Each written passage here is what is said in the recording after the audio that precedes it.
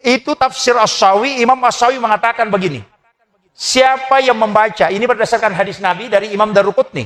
Siapa yang membaca 2 ayat terakhir Quran surat Taubah di waktu pagi dan petang.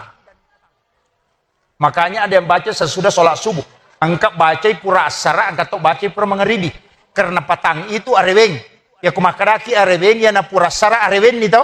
Sampai sebelum masuk waktu isya. Makanya tidak usah permasalahkan. Angkat tahu, baca sudah asar, benar, karena itu petang. Baca sudah maghrib, juga benar, karena itu juga petang. Itu. Jadi 2 tunrona.